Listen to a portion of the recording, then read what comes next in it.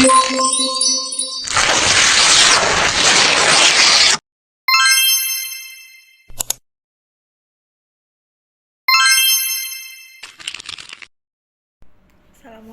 warahmatullahi wabarakatuh. Saya Septi Nuril Fahmi dari kelompok 5, Prodi Manajemen, NRP 11122032. Di sini saya akan membahas mengenai hukum Islam. Yang pertama, pengertian hukum Islam. Pengertian hukum Islam dibagi ke dalam dua bagian besar, baik secara syariat ataupun fikih. Ini terbagi jadi dua bagian besar, yakni bidang ibadah dan bidang muamalah. Bidang ibadah ini merupakan tata cara ataupun upacara yang wajib dilakukan seorang muslim untuk berhubungan dengan Allah Subhanahu wa Ta'ala. Bidang ibadah ini mencakup beberapa hal seperti membayar zakat, sholat, puasa, ataupun ibadah haji. Dalam bidang ibadah, ini untuk hukum Islam merupakan tata cara yang lengkap dan tidak bisa dirubah-rubah. Ketentuan ibadah ini sudah diatur oleh Allah Subhanahu wa Ta'ala secara pasti dan sudah dijelaskan oleh Rasul-Nya. Yang membedakan di sini adalah penggunaan alat-alat modern untuk pelaksanaannya. Sedangkan hukum dalam bidang muamalah adalah ketetapan Allah yang langsung berhubungan dengan kehidupan sosial umat manusia yang terbatas pada pokok-pokoknya saja. Oleh karena itu diperlukan ijtihad dari umat manusia dalam pengembangan kasus-kasusnya. Dan untuk ijtihad ini harus menggunakan syarat-syarat tertentu dan metode-metode tertentu. Yang kedua adalah sumber hukum Islam. Secara garis besar, sumber hukum Islam adalah 3, yakni yang pertama Al-Quran, yang kedua sunnah atau hadis, yang ketiga adalah ijtihad ulama. Ijtihad ini merupakan usaha untuk mengumpulkan segala ilmu guna memutuskan suatu perkara yang tidak ada dalam Al-Quran maupun hadis, dengan syarat menggunakan akal sehat dan pertimbangan matang. Tujuannya adalah memenuhi keperluan umat manusia akan pegangan hidup dalam beribadah kepada Allah Subhanahu wa Ta'ala. Sumber hukum Islam ini merupakan suatu kesatuan rangkaian. Jadi urutannya sudah sesuai, yakni Al-Quran, hadis, baru ijtihad. Tidak akan ada ijtihad apabila suatu permasalahan itu sudah ada atau sudah diterangkan dalam Al-Quran maupun hadis. Tujuan hukum Islam. Berikutnya untuk yang ketiga adalah tujuan hukum Islam. Tujuan hukum Islam kalau dilihat secara khusus terbagi menjadi 2 segi, yakni yang pertama dari segi pembuat hukum Islam itu sendiri. Pembuat hukum Islam yaitu Allah Subhanahu wa Ta'ala dan Rasul-Nya. Untuk tujuan hukum Islam dari sisi pembuat hukum Islam itu adalah untuk memenuhi kebutuhan hidup manusia yang bersifat primer, seperti terwujudnya kemaslahatan hidup manusia. Kemudian untuk yang sekunder adalah kemerdekaan, persamaan, dan juga lain sebagainya. Kemudian untuk tujuan hukum Islam ini adalah untuk ditaati dan dilaksanakan oleh manusia dalam kehidupan sehari-hari dan juga dilaksanakan dengan benar. Kemudian dari sisi pelaku hukum Islam. Pelaku hukum Islam ini adalah manusianya sendiri. Dari sisi pelaku hukum Islam, tujuan hukum Islam ini untuk mencapai kehidupan yang berbahagia dan mempertahankan kehidupan itu. Sedangkan tujuan hukum Islam secara umum adalah untuk mencegah kerusakan pada manusia dan mendatangkan kemaslahatan bagi mereka. Mendatangkan manusia pada kebenaran dan untuk mencapai kehidupan yang bahagia baik di dunia maupun di akhirat. Kemudian menurut Abu Ishaq al-Ashahibi, tujuan hukum Islam adalah untuk memelihara Yang pertama agama, yang kedua jiwa, yang ketiga akal, yang keempat keturunan, dan yang terakhir adalah harta. Kelima tujuan ini kemudian dikenal dengan al-maqasyah al-kamsyah. Dan yang terakhir adalah kontribusi umat Islam dalam perumusan sistem hukum Islam. Kontribusi umat Islam dalam perumusan dan penegakan hukum Islam di Indonesia ini mulai nampak jelas setelah Indonesia merdeka. Hukum Islam telah menjadi bagian dari kehidupan bangsa Indonesia yang mayoritas adalah Muslim. Pada saat tersebut muncul pemikir hukum Islam di Indonesia yang terkemuka seperti Hazairin dan Hashbi As-Siddiqi. Mereka berbicara tentang pengembangan dan pembaruan Islam di bidang muamalah. Hashbi ini misalnya, beliau menghendaki fikih dengan pembentukan fikih Indonesia. Kemudian Syafruddin Prawiranegara mengemukakan idenya mengenai pengembangan sistem ekonomi Islam yang diatur oleh hukum Islam. Gagasan ini kemudian melahirkan Bank Islam dalam bentuk Bank Muamalah Indonesia yang beroperasi menurut prinsip-prinsip hukum Islam dalam pinjam-meminjam, jual-beli, sewa-menyewa, dan sebagainya, dengan mengindahkan hukum dan peraturan perbankan yang berlaku di Indonesia. Selain itu, ada beberapa kontribusi lainnya dalam perumusan dan penegakan hukum nasional. Ini seperti diundangkannya beberapa peraturan perundangan berkaitan dengan hukum Islam. Seperti yang pertama Undang-Undang Republik Indonesia Nomor 1 Tahun 1974 tentang perkawinan, atau Peraturan Pemerintah Nomor 28 Tahun 1977 ini mengenai perwakafan tanah milik. Ada lagi tentang Undang-Undang Republik Indonesia Nomor 7 Tahun 1989 tentang peradilan agama. Kemudian Instruksi Presiden Nomor 1 Tahun 1991 tentang kompilasi hukum Islam. Dan yang terakhir ada Undang-Undang Republik Indonesia Nomor 38 Tahun 1999. Hal ini tentang pengelolaan zakat. Dan yang terakhir ada juga tentang penyelenggaraan haji, itu di Undang-Undang Republik Indonesia Nomor 1999.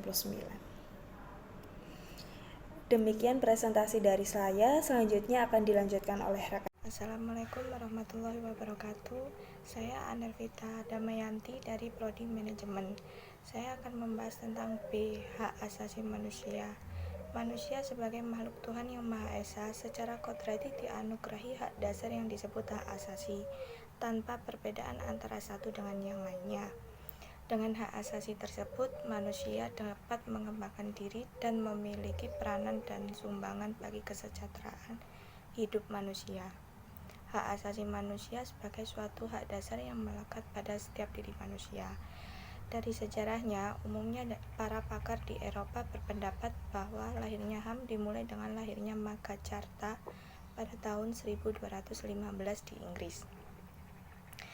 Antara lain mencanangkan bahwa raja yang menciptakan hukum, tetapi ia sendiri terikat dengan hukum, menjadi dibatasi kekuasaannya dan dimulai dapat dimintai pertanggungjawaban di muka hukum. Dari sinilah lahir doktrin raja tidak kebal hukum lagi dan mulai bertanggung jawab kepada hukum. Jika raja melanggar hukum harus diadili dan harus dipertanggungjawabkan kebijakannya kepada parlemen. Dengan demikian, mulailah dinyatakan bahwa raja terikat pada hukum dan bertanggung jawab kepada rakyat, walaupun kekuasaan untuk membuat undang-undang pada saat itu lebih banyak berada di tangannya. Kekuasaan raja yang terbatasi menjadi embrio bagi lahirnya monarki konstitusional yang berintikan kekuasaan raja hanya sebagai simbol belaka.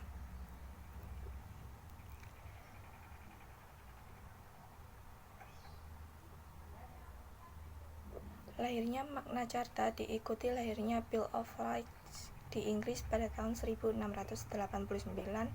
Pada saat itu mulai ada adagium yang berintikan bahwa manusia sama di muka hukum. Adagium ini memperkuat dorongan timbulnya demokrasi dan negara hukum. Pada prinsipnya, Bill of Rights ini melahirkan bersamaan perkembangan HAM. Selanjutnya ditandai munculnya The United States Declaration of pada tahun 1776 yang lahirnya dari paham Rousseau dan Montesquieu.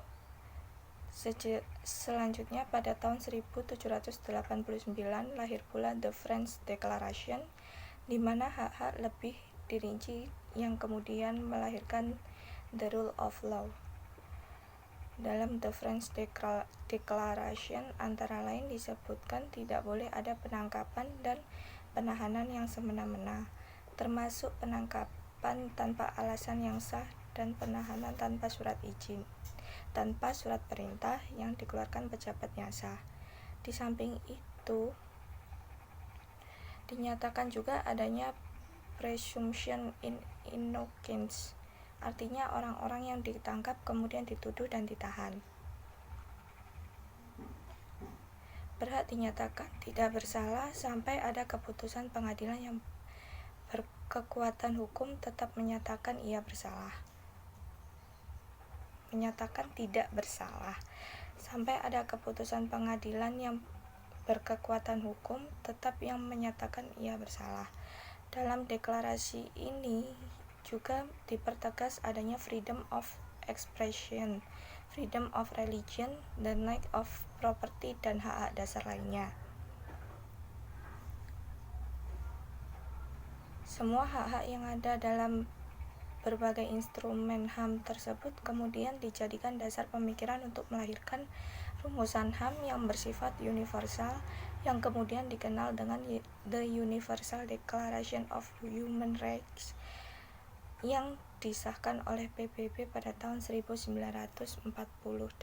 Assalamualaikum warahmatullahi wabarakatuh. Saya Tarisya Nurhasana dari Prodi Manajemen Kelas Malam. Di sini saya akan membahas tentang bab 5, hukum HAM dan demokrasi dalam Islam. Langsung saja di bab ketiga, yakni perbedaan prinsip antara konsep HAM dalam pandangan Islam dan Barat. Ada perbedaan prinsip antara Islam dan Barat. Dari sudut pandangan Barat dan Islam, hak asasi manusia menurut pemikiran Barat semata-mata bersifat antroposentris, yang artinya segala sesuatu berpusat kepada manusia. Dengan demikian, manusia sangat dipentingkan. Sebaliknya, hak-hak asasi manusia dititik dari sudut pandangan Islam bersifat teosentris, artinya segala sesuatu berbuah kepada Tuhan. Dengan demikian, Tuhan sangat dipentingkan.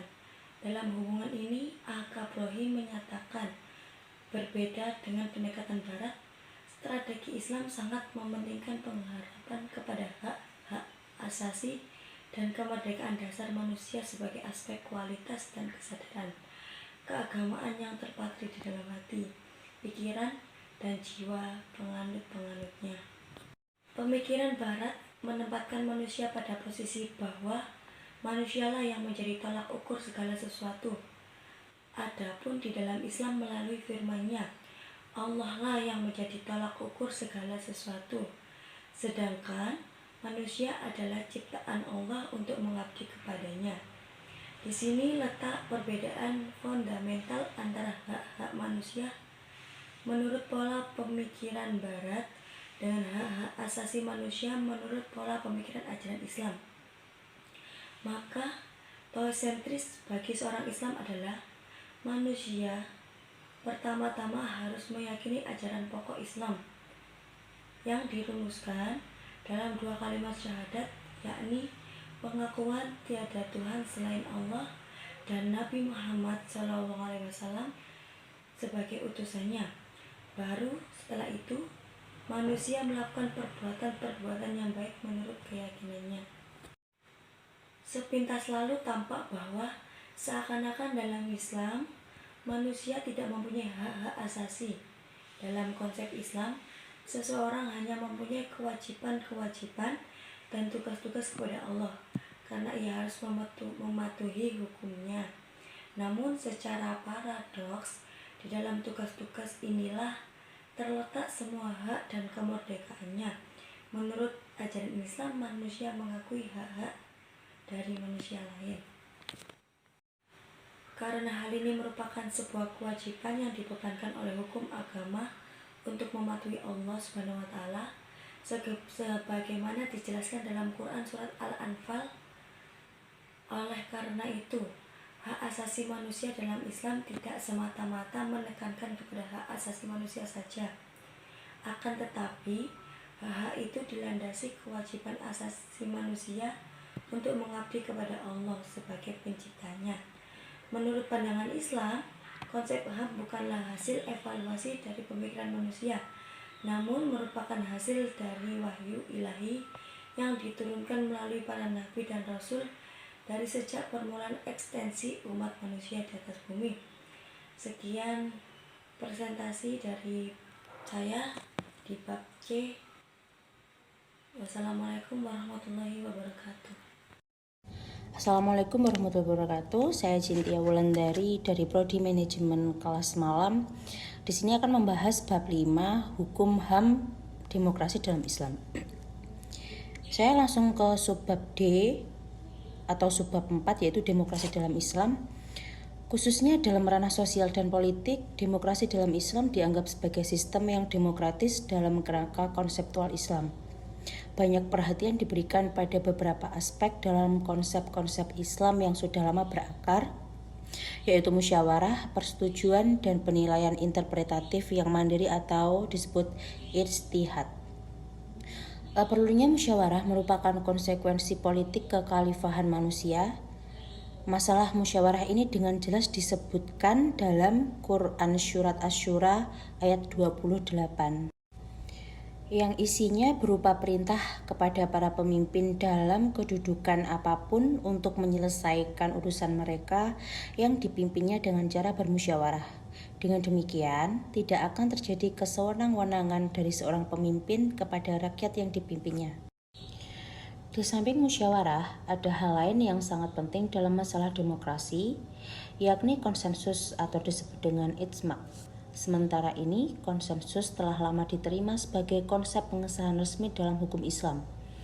Konsensus memainkan peranan yang menentukan perkembangan hukum Islam dan memberikan sumbangan yang sangat besar pada hukum Islam. Namun, hampir sepanjang sejarah Islam, konsensus sebagai salah satu sumber hukum Islam cenderung dibatasi oleh konsensus para cendekiawan. Sedangkan konsensus rakyat kebanyakan mempunyai makna yang kurang begitu penting dalam kehidupan umat Islam.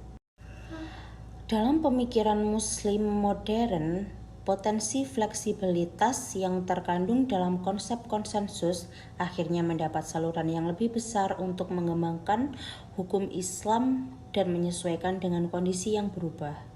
Dalam pengertian yang lebih luas, konsensus dan musyawarah sering dipandang sebagai landasan yang efektif bagi demokrasi Islam modern. Terima kasih. Wassalamualaikum warahmatullahi wabarakatuh.